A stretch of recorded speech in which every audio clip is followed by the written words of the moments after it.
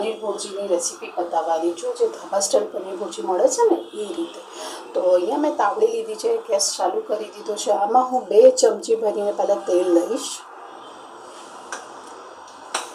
આની અંદર વધારે સારો ટેસ્ટ લાવવા માટે 2 ચમચી જેટલું બટર. આનાથી ટેસ્ટ બહુ સરસ આવશે. બટર બળી ના જાય એટલા માટે મેં તેલ એડ કર્યું છે. નહીં તો બટર બળી જાય એટલું બટર લઈએ તો.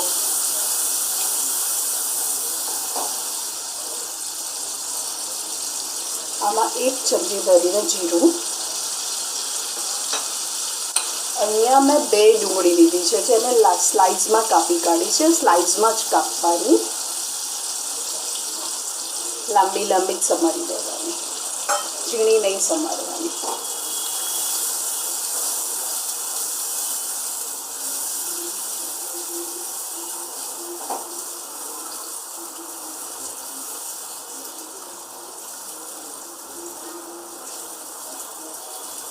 ડુંગળી ગોલ્ડન કલરની થાય ત્યાં સુધી એને આપણે સાતળવાની છે.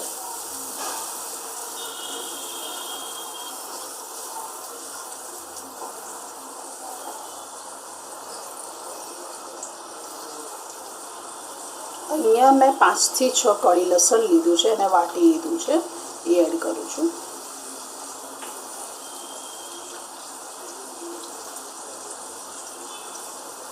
અહીંયા મેં 1 ટુકડો આદું હતું, એને છીણી કાઢ્યું છે, એ લઉં છું. 2 લીલા મરચાં. આ બધાને હવે સાંતળીશું પહેલાં.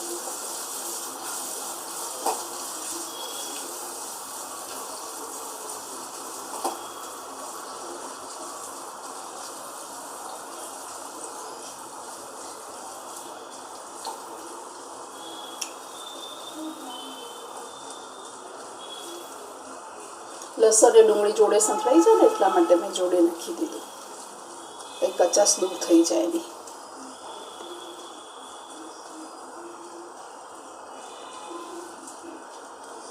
તમને મારી રેસીપી કેવી લાગે છે? જો સારી લાગતી હોય તો લાઈક કરો, કોમેન્ટ કરો, સબસ્ક્રાઈબ કરો. તમને મારી રેસીપી સારી લાગતી હોય તો તમે બીજાને પણ મોકલી શકો છો.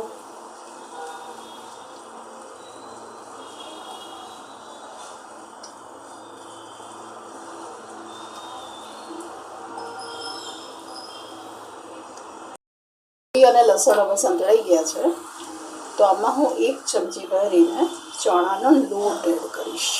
તમને એમ થશે ચણાનો લોટ નખાતો હશે, અને હોટલમાં લોકો આ જ કરતા હોય છે, ચણાનો લોટ, જેથી કરીને ગ્રેવી એકદમ ઘટ થાય.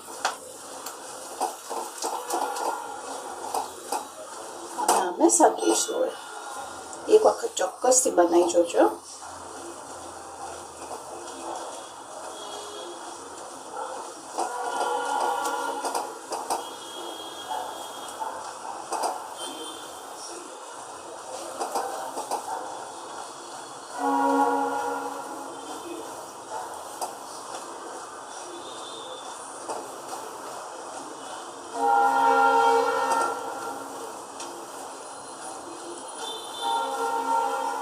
હવે ચણાનો લોટ સંતળાઈ ગયો છે, તો આમાં હું ટામેટાં નાખી દઈશ.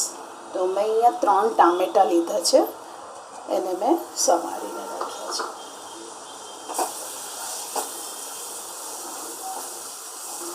ટામેટાં નાખ્યા છે તો પછી હવે આની જોડે મીઠું પણ એડ કરી દઈશું, જેથી કરીને ટામેટાં જલ્દી સોફ્ટ થઈ જાય. 1 ચમચી જેટલું મેં મીઠું એડ કર્યું. તમે તમારા ટેસ્ટ પ્રમાણે વધારે ઓછું કરી શકો છો. હવે આને ઢાંકીને થવા દઈશું. ટામેટાં સોફ્ટ થાય ત્યાં સુધી હવે આને ઢાંકી દઈશું.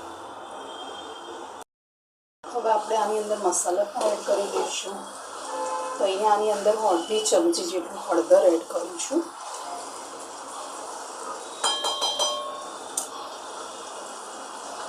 બે ચમચી ધાણા જીરું પાવડર, 1 ચમચી લાલ મરચું પાવડર, 1 ચમચો કિચન કિંગ મસાલો યા સબ્જી મસાલો તમે એડ કરી શકો છો, 1 ચમચી કસૂરી મેથી પાવડર.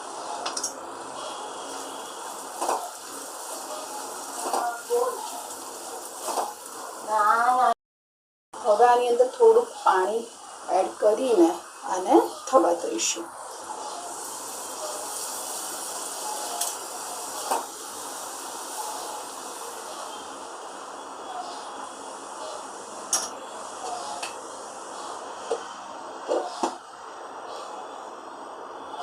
અને થોડીક વાર થવા દઈશું. વાવ, કેવું સરસ તેલ અને માખણ છૂટું પડ્યું છે જો. હવે આ સ્ટેજ ઉપર હું કેપ્સિકમ એડ કરીશ. ક્રંચ ટેસ્ટ રહે ને એટલા માટે કેપ્સિકમ છેલ્લે એડ કરવાનું. તો મેં અહીંયા એક કેપ્સિકમ લીધું હતું, એને મેં ઝીણું સમારી દીધું હતું.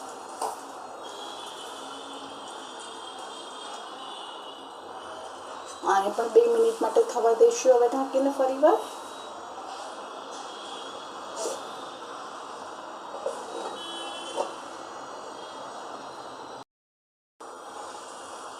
કેવું સરસ બન્યું છે. અહીંયા મેં 250 ગ્રામ જેટલું પનીર લીધું છે, જેને મેં છીણી કાઢ્યું છે. છીણીને જ લેવાનું. હાથથી ક્રમ્બલ કરશો તો મજા નહીં આવે. છીણીને લેશો તો સરસ લાગશે. તો બધું મેં છીણી કાઢ્યું છે. 250 ગ્રામ જેટલું પનીર, એ બધું હવે અંદર એડ કરી દઈશું.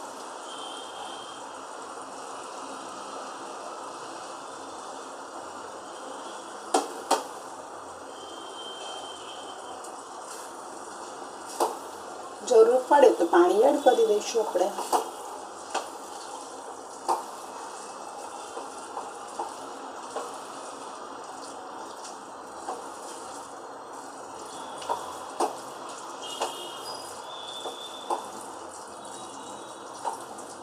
આમાં હું થોડુંક જ પાણી એડ કરીશ, વધારે નહીં. તમારે કેવી થિકનેસ રાખવી છે એ પ્રમાણે પાણી એડ કરવાનું.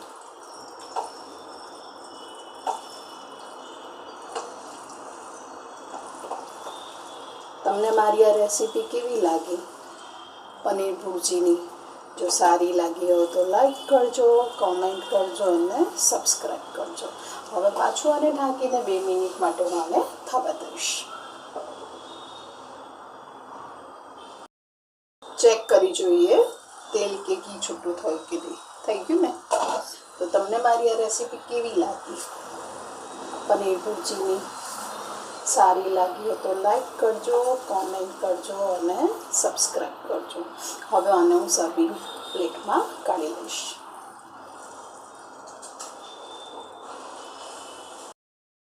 સબ્જી મેં બનાવીને રેડી કરી દીધી છે. સર્વિંગ પ્લેટમાં સર્વ કરી દીધી છે. તમે સાથે નાન, કુલચા યા રોટી સાથે સર્વ કરી શકો છો. તો તમને મારી આ રેસીપી કેવી લાગી? જો સારી લાગી હોય તો લાઈક કરજો, કોમેન્ટ કરજો, સબસ્ક્રાઈબ કરજો. Thank you for watching.